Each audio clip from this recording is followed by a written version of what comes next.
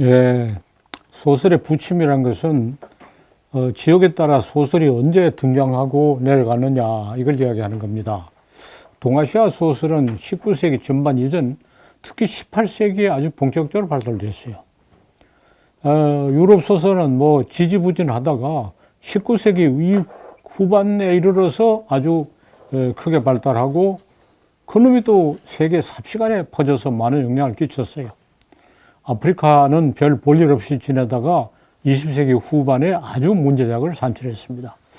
자, 이런 격차가 왜 일어나고 어떤 의미를 가지느냐를 고찰하기로 합니다.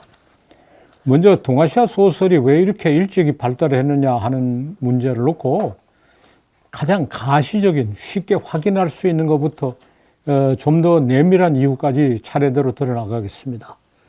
첫째는 동아시아에서는 종이가 대량으로 생산되고 값이 쌌어요.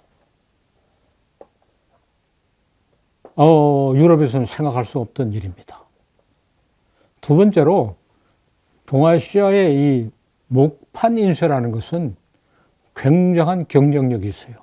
한번 판각을 해놓으면은 뭐 찍어내는 거는 아무 기술이 필요 없어요. 유럽에서 활자 인쇄가 나왔다고 하지만은 거기다 더 말합니다. 목판 인쇄는 다른 어떤 문명권에도 없었어요. 동아시아에 있었어요. 유럽에 없었어요. 유럽에는 필사모 시대부터 활자 인쇄 시대로 바로 넘어갔습니다. 유럽에서 구텐베르그가 활자를 만들어낸 것이 획기적인 일이라고 말하지만은 활자 인쇄는 오랫동안 목판만한 경쟁력이 없었어요. 그 조판하기 어렵고 한번 흐트러지면 짜기 어렵고 비용이 많이 들고 따라서 서적 출판이 많아지 못했습니다.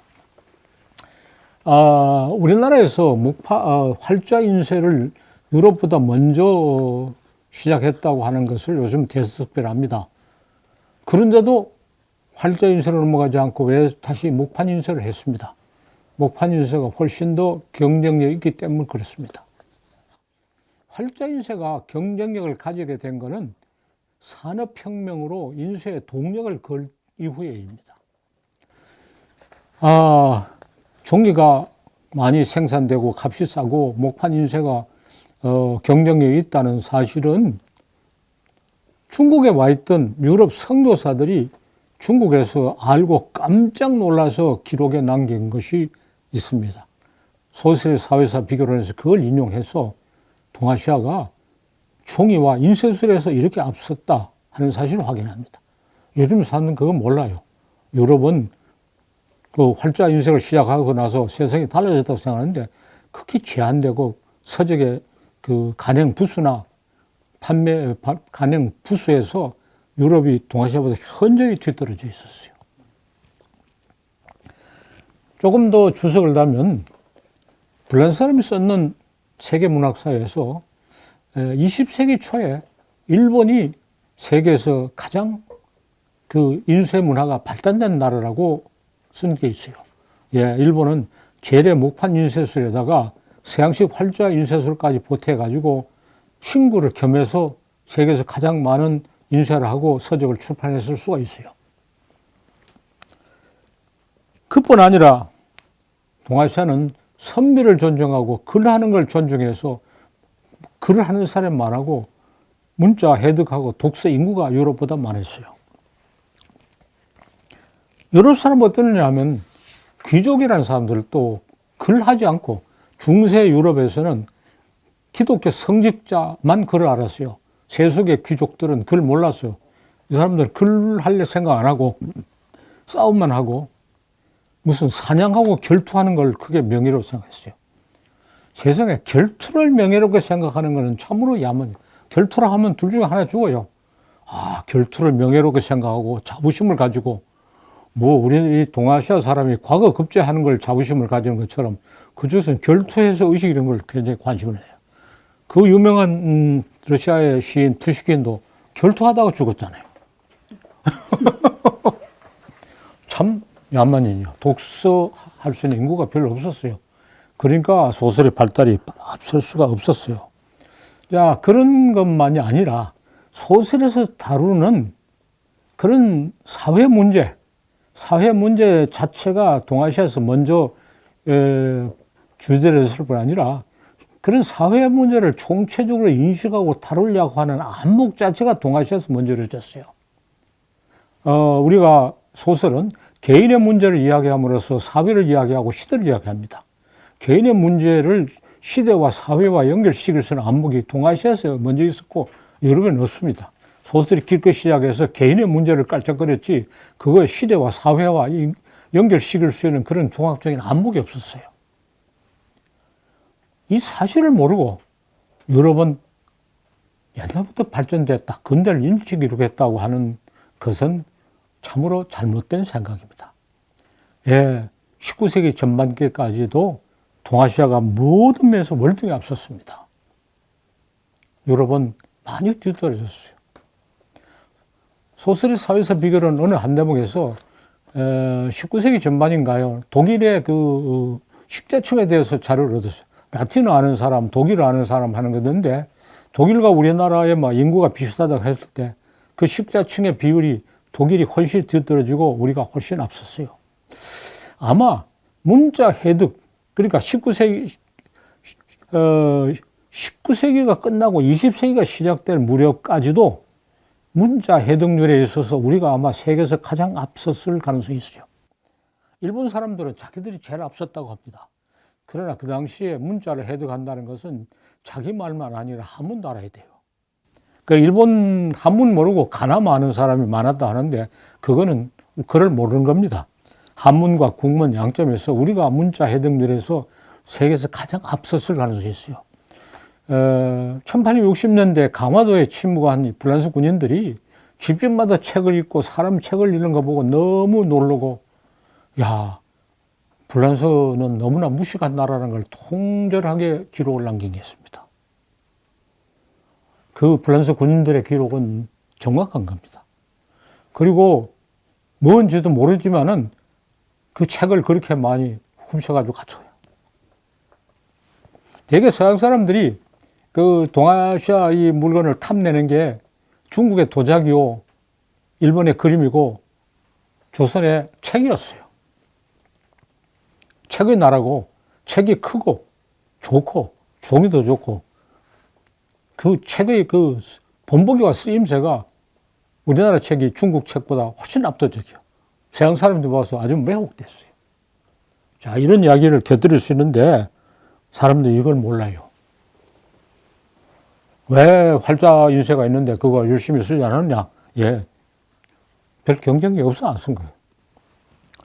그런데 산업혁명이 일어나자 이런 조건들이 다 달라졌어요. 산업혁명이란 건 이렇게 하려고 이렇게 한 게 아니고 어쩌다 보니 이렇게 된 거예요.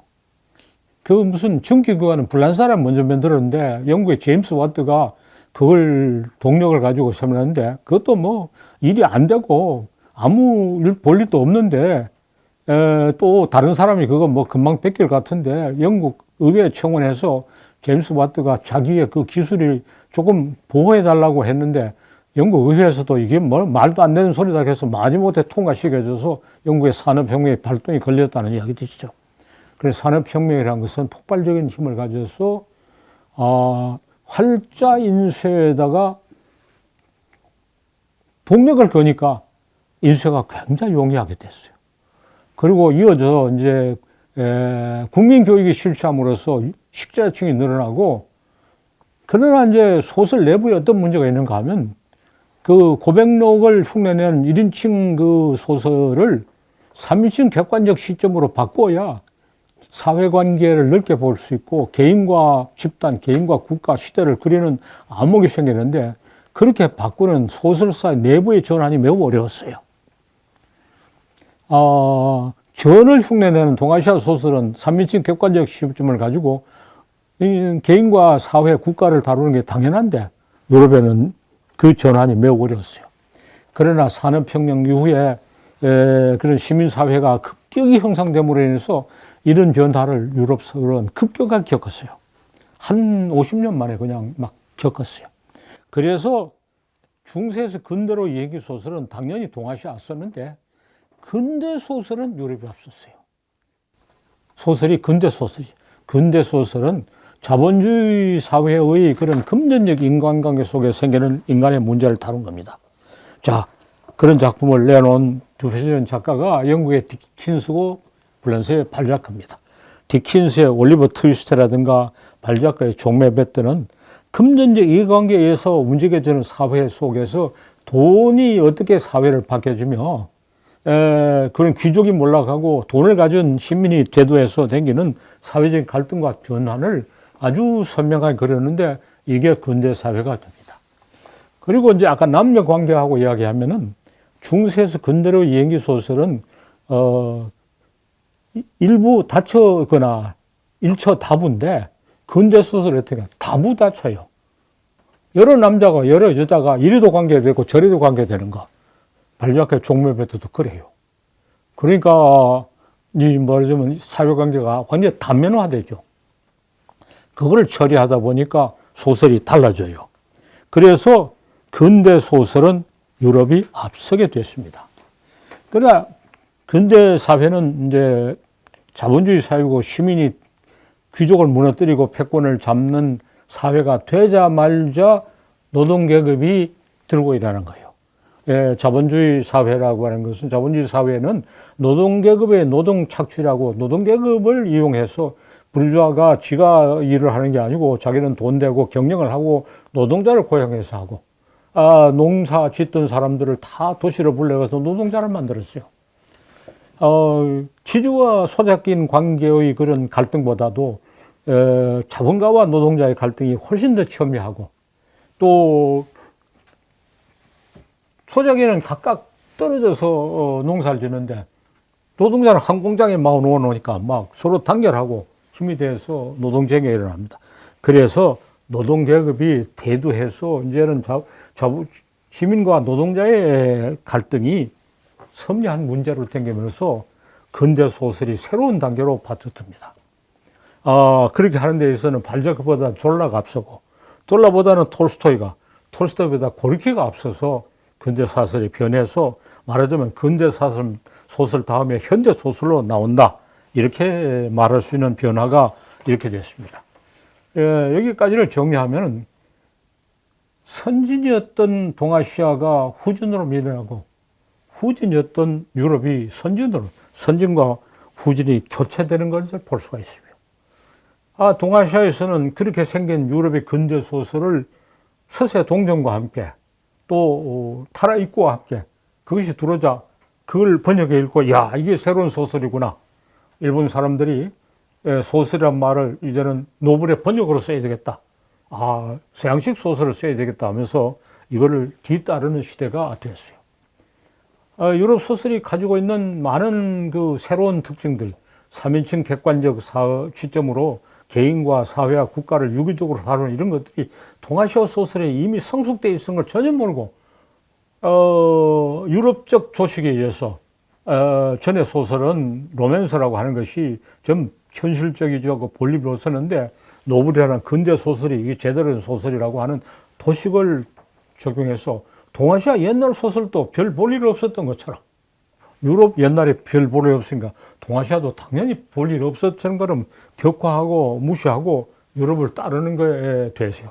근데 유럽을 유행처럼 따르던 작가들이나 그렇다고 선동하는 비평가들은 지나가 보면 별 볼일은 없고 동아시아 재래의 소설을 자기도 모르는 사이에 개성해낸 작가들은 훌륭한 작품을 쓰고 유럽 소설과 능히 대항하고 토론할 수 있는 명작을 내는 걸 볼 수가 있어요. 이 국면을 조금 더 정밀하게 다룰 필요가 있는데 거기까지 지금 시선이 미치지 못하고 있습니다. 여기서는 거기까지 다루지 못하고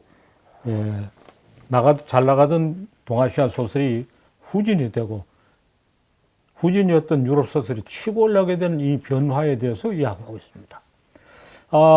이런 것이 참 너무나도 명백한 사실인데 세상에서는 동아시아 소설 아는 사람은 이 유럽 소설 모르고 유럽 소설 아는 걸 모르고 지식이 이렇게 파편적으로 분화되어서 전체를 못 봐요. 지식이 파편적으로 분화되어서 국부적인 거 말고 전체를 보지 못하는 것이 유럽의 학풍이고 일본 사람들이 그것을 더 세분화해서 현미경만 있고 망원경이 없는 학문을 하고 있어요. 동아시아 전통적 학문은 천하대서를 크게 보고 모든 것을 다 보는 이런 포괄적인 통찰력을 가지고 있던 걸 잃어버려요.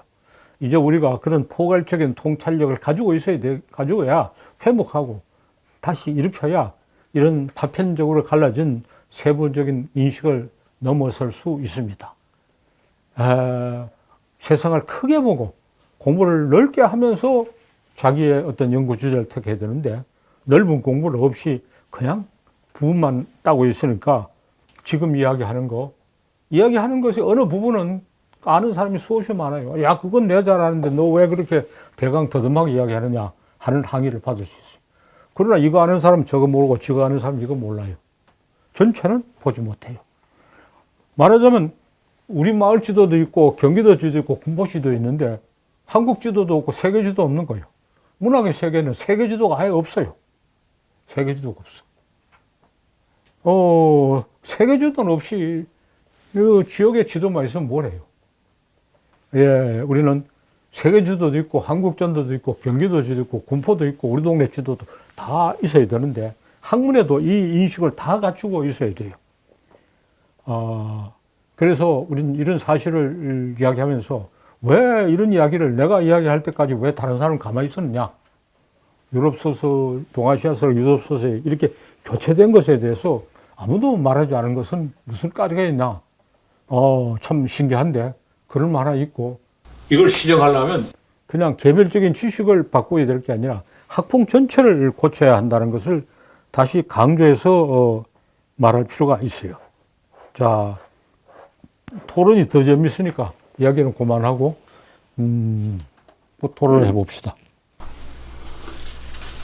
선생님이 지금 얘기했는데 다른 사람 지금까지 얘기 안 하는 게 이상하다는 말씀은 상당히 겸손해서 하시는 말씀 같은데 지금 우리 지금의 해방의 우리 풍토를 보면 대학에서 가장 인기가 있는 게 영문과, 법문과 뭐 이런 국문과는 만날지만 국문과, 철학과, 국사과 이거는 문사처럼 만날 일에 좀 특별한 그러니까 우리 풍토가 그렇게 되면서 계속 이제 일본의 영향이 미치고 있어가지고 그런 것을 하는 사람이 그것만 알고 한국 것을 모르니까 몰란 거죠.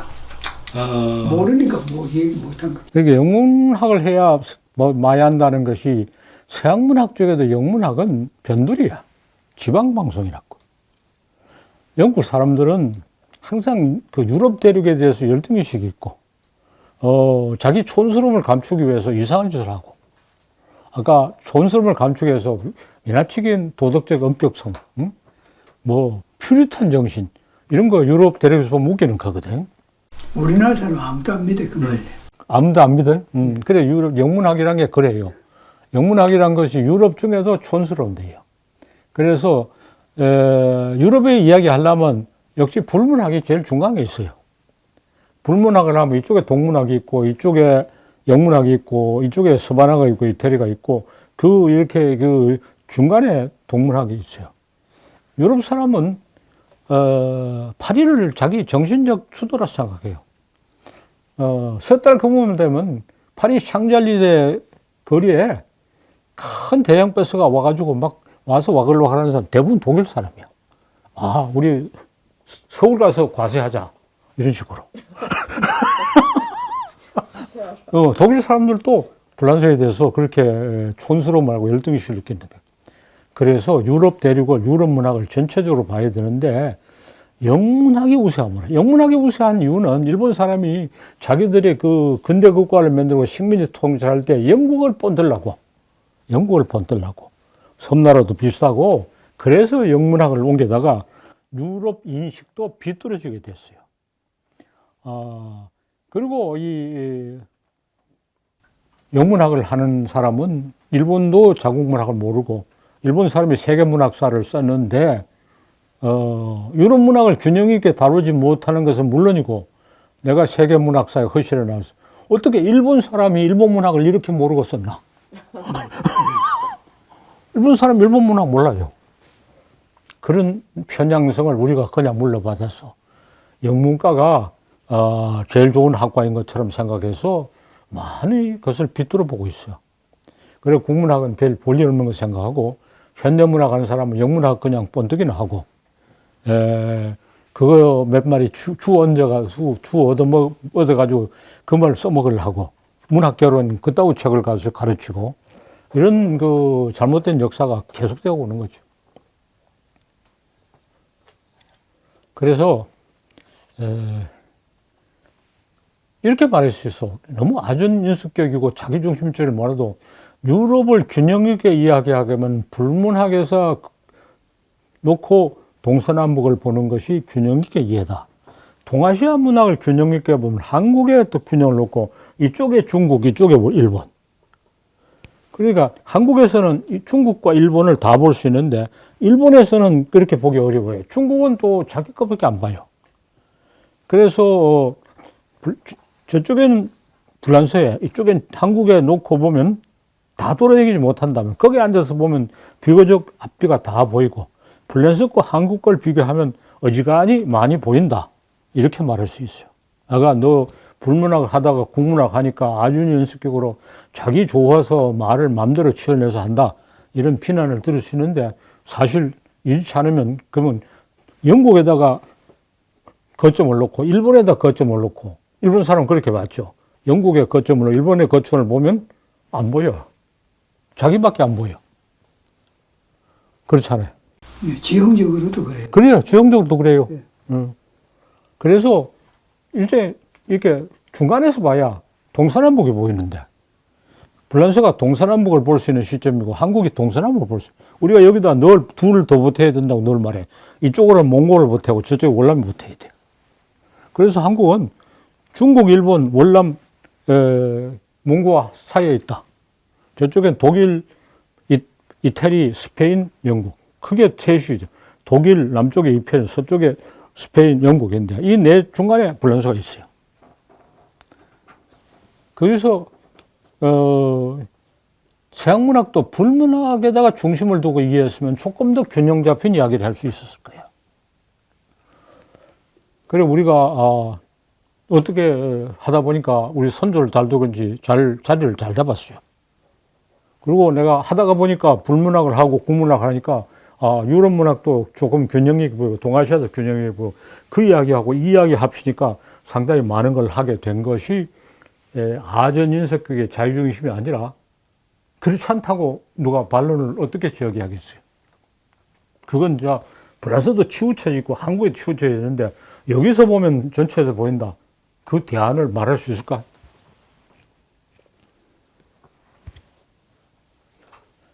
그리고 일본 사람이 영문학과 일본 문학을 둘을 이야기해서 할 때는 매우 치우친 이야기밖에 못해.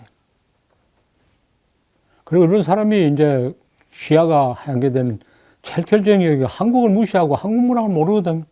내가 만나본 일본 비교 문학하고 뭐 문학사 하는 사람이 한국 문학을 모르는 것은 결정적인 무식이요. 그거는 한국을 존경하고 멸시하고 문제가 아니라 알고 모르고 문제죠. 그래서 그 문학의 판도를 아는 데는 동아시아 문학 판도는 한국 문학을 모르는 건 완전히 무식이라. 그는. 그래서 일본 사람들은 한국 문화를 모르기 때문에 얘기를 할 수가 없어요.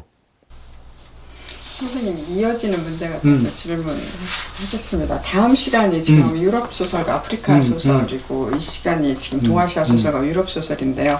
그럼 동아시아 소설이 먼저 발달하고 그다음 유럽 소설이 그다음 발달해서 바톤을 이어서 선진이 후진이 되었다 말씀하셨는데요. 그럼 그 다음 시기에 소설의 대안을 지금 여기서는 아프리카 소설로 보시고 계신데요.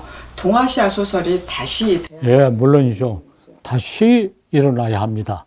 다시 일어나려면 유럽 소설을 충분히 섭취하려고 했고 많이 섭취했어요. 아프리카 소설을 섭취해야 돼요. 아프리카 소설을 섭취하고 일어나야 돼요. 지금 시기에는 제일 앞선 소설이 아프리카 소설입니다. 지금 시기에는.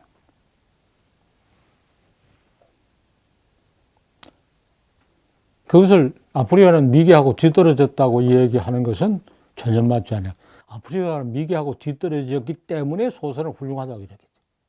자, 일본 사람들이 조선은 못 사는 나라고 미개하고 뭐 볼볼랑 없다고 지금까지 편견을 가져왔죠. 그거 다 틀린 말이 아니에요. 일본은 맞아요. 그렇기 때문에 한국은 소설이 훌륭하고 학문이 대단하고 사상이 대단한 거예요. 학문은, 예술은 잘 먹고 잘 살면 좋은 예술이 나오는 거 아니라고.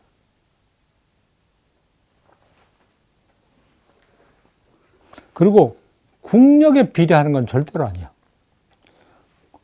국력은 미국만 한 국력이 없지만은 미국이 학문이 돼요, 예술이 돼요, 문학이 돼요, 아무것도 안 되잖아.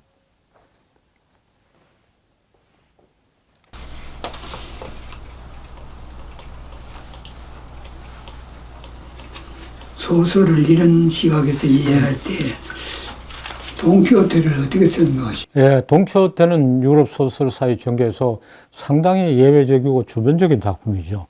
그러니까 중세 기사도에 대한 패러디인데 중세 기사도 문학에 대한 패러디로서는 굉장히 설득력을 가졌지만은 그 뒤에 일어나는 소설의 연원이 되기는 어려워서 조금 옆으로 비켜져 있는 특별한 작품이죠. 그러니까 이 주계보에는 들어가지 않아요. 그러니까 주계보에 들어가지 않은 놈들이 유럽에서는 별 볼 일 없을 때 옆으로 튀어나온 놈이 대단한 거죠. 스페리어스 그 피카레스크 노블이 전개되는 그 맥락하고도 돈키호테는 상당히 비켜져 있고, 초기에 나온 피카레스크 노블은 소설사의 어떤 주맥이긴 해도 작품은 볼 모양 없었어요. 비슷한 시기에 돈키호테는 상당히 예외적인 성취를 이루었어요. 대단한 작품이면 틀림없죠. 그런데 영국에서 노블에서 소설이 시작할 때는 엉큼스럽게 돈키호테도 슬쩍 제명 처분하고 영국에서 18세기에 소설이 나왔다. 그런데 산업혁명 이전에 식자층, 유식층이 우리나라가 독일이나 이런 유럽보다 높았다는 얘기는 선생님 이 얘기를 하시니까 그런가 보다 하는데 사실 저는 사실 그럴까? 그걸 거듭 말하자면 제일 명백한 증거가 병인양동일 때 강화도를 점령했던 군인들이 남긴 기록이야. 집집마다 책이 있고 책을 이렇게 존중하고 글 모르는 사람은 우습게 보는데 우리 불란 사람은 전부 우습게 봐야 될지 우리나라 불란서에는 사람 대접받을 사람 몇천 있겠나 이랬었어요. 불란서 군인들이 그 왜 자기가 쳐들어와서 약탈하고 뺐던 놈들이 그거 보고 놀라서 한 것이 거짓말 할 수 없고 거기 과정이 있을 수 없어요. 그거 너무 명백한 증거예요. 우리 최근시의 문화사라든가 역사를 다시 써야 되는데. 그거 다시 써야 돼. 당연히 다시 써야 되죠.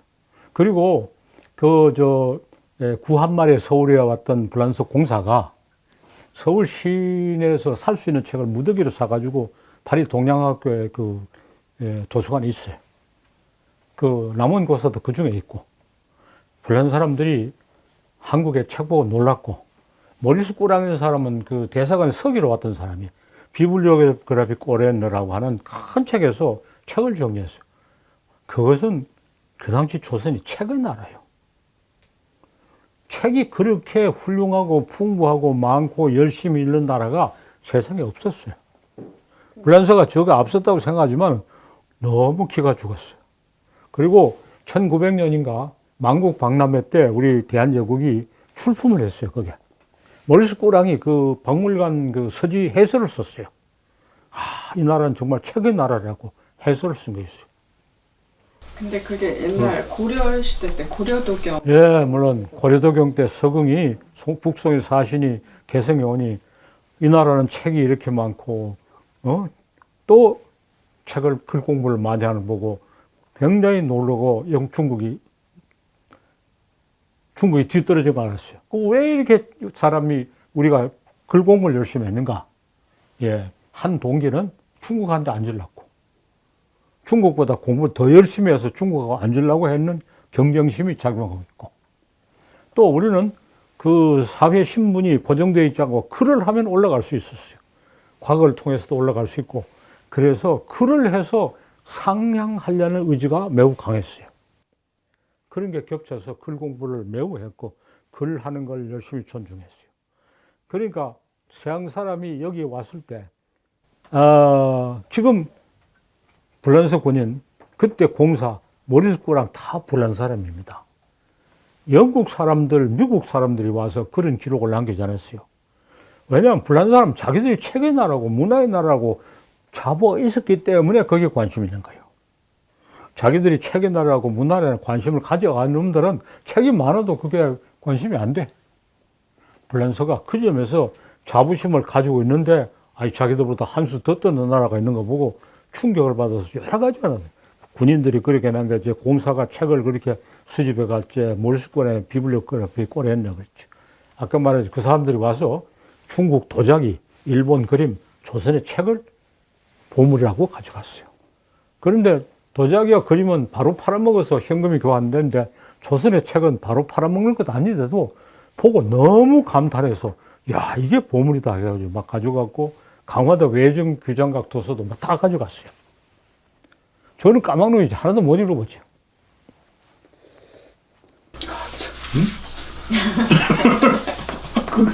그러니까 아직도 식민지 사고는 극복되지 않아요. 그것이 완활의 명년을 비롯하는 많은 장편 소설이 있고 많은 독서 읽는 거다 그냥 연결되어 있는 거예요. 우리는 글 읽는 사람하고 책이 많고 열심히 읽고 한 나라예요. 그리고 문자 해독률이 아마 세계에서 제일 높았으라고 생각해요. 그거 정말 조사해야 되는데 내가 일본 가서 일본 책을 읽다가 그거 봤어요. 일본 사람들이 자기들의 문자 해독률이 제일 높았다고 상당한 많은 방정을 들어서 입증하려고 그래요. 그래 이거 그냥 가져오면 된다. 여기다 우리는 그냥 숟가락 하나만 더 얹으면 된다.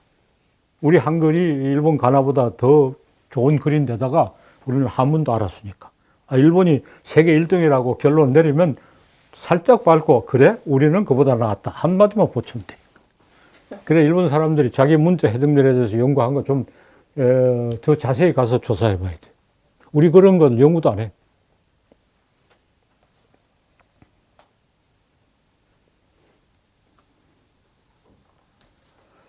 그 문자 해독률의 소설의 사회사 비교를 해서도 상당히 하려고 했는데 좀 더 실증적으로 접근하지 못했어요. 사실 한글을 그렇게 만든 나라도 그건 물론이죠. 그거에 뭐 이런 문자를 만든 것이 없고 문자가 이렇게 그리고 문자가 훌륭하기 때문에 일본은 참 또 언어 자체에 문제가 있어요. 동무 이익이 너무 많기 때문에 가나로만 써가지고 전달이 안 되니까 한자를 써야 돼요. 그리고 우리는 그 음절수가 많고 그 음원론적으로 분화가 되어 있기 때문에 한글로만 적어도 잘 통한다. 그래서 어문 생활사를 종합적으로 고찰해서 이런 문제를 다뤄야 돼요. 또 하나 이제 중요한 문제가 이게 있어요. 그 표준어의 형성이라고. 다니엘 부셔 선생이 이야기했어요. 19세기 불란서에서는 이 지방의 신부하고 저 지방의 신부하고 이야기하려면 라틴어로 했다는 거예요. 왜? 같은 불어끼리도 서로 안 통했다는 거예요. 19세기 전반까지도 불어는 통일이 잘 안 돼 있었다 그래요. 그래서 불란서는 파리 지방의 언어를 강제로 보급시키고 영국에서는 옥스퍼드 캠브리지 사람들이 학자의 언어가 표준화가 되고 독일에서는 하노버 지방의 언어로 루터가 성경을 번역하자 괴테 실레 시대 그 말을 사용해서 표준어가 형성됐어요. 우리는 그보다 더 자연스럽게 표준어가 형성됐으며 시조가사는 물론이고 소설에도 언어가 표준화되어 있어요. 언어가 표준화되어 있는 것이 이 독서 인구를 늘리는데 굉장히 중요해요. 글에 쓰여진 언어와 자기가 하는 말의 거리가 짧으나 읽을 수 있어요. 문자 해독률이 아무리 빨라도 그 글에 있는 말과 지가 아는 말이 다르면 번역해야 되고 주석에 통역해야 되잖아요. 일본도 일반 국민 교육을 확대하기 전까지 지방의 언어가 안 통했다 그래. 동북지방하고 도쿄지방은 말이 안 통했다. 안 통했어. 그래서 언어 통일이 되어 있지 않으면 그 독서가 확대되지 못해요. 중국은 이제 말이 백화소설이지 한문을 가득 썼고 백화가 드문드문 섞였으니까 글로 통했지 말로 통한 거 아니거든. 그래서 언어의 표준화가 독서의 확대와 직결되고 소설이 일반화된 것이 하고 직결돼 있어요. 이걸 전체적으로 다 해야 돼요. 유럽에서는 언어의 표준화가 늦었기 때문에 소설의 보급이 부진했어요. 그러니까 이 지방 신부하고 저 지방 신부하고 라틴어로 말했다고 다니엘 푸스 선생이 그 신부하다가 이제 그만둔 사람인데 그 왜 나한테 거짓말 하겠어요. 서로 라틴어로 통해야 되지 불어로는 말이 안 된다 그랬어요. 지방 언어가 다 써. 지금도 지방에서 지방 언어가 계속 물론 다 있죠. 그러나 이제 교육의 확대로 인해서 다 이중인을 사용하지. 그러니까 니스 같은 사람 니스가 있고 불어가 있어요. 마르세유도 마르세유 있고 불어가 있고. 그래서 이중언을 사용한다. 우리는 제주도 말이 좀 다르긴 해도 제주도는 이중언어예요, 사실은. 그 다지방은 이중언어 사용이 아니라고요.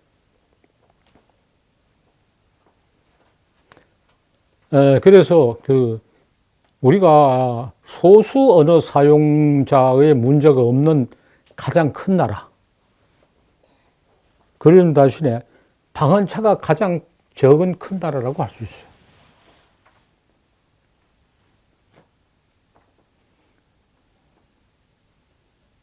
그래서 한중일 세 나라 동아시아의 소설이 다 그렇게 앞서 나갔지만은 우리 한국 소설이 인구 비례로 따지면 가장 앞서 나가고 작품이 양하고 작품이 길어요. 그렇게 할 수 있는 여러 가지 배경적인 요소를 들 수 있어요. 근데 고전소설 전공하는 사람들은 그런 소설의 외적 역사에 대해서 관심을 가지지 않고 또 일반 역사를 가지고 있는 사람들은 그런 문제에 대해서 관심이 없어요. 그걸 이제 전맥시키는 어문 생활사가 앞으로 큰 일을 해야 돼.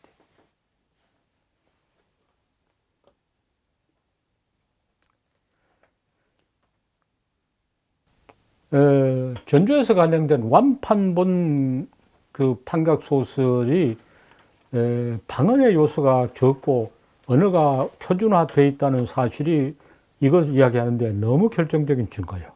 다른 소설은 어디서 창작되고 어떻게 됐는지 유래를 알 수 없으니까 그 다 서울에 생겨서 퍼져나간지 어찌인지 모르지만 완판본은 전주에서 판각된 게 확실한데 그 언어가 표준화되어 있어요.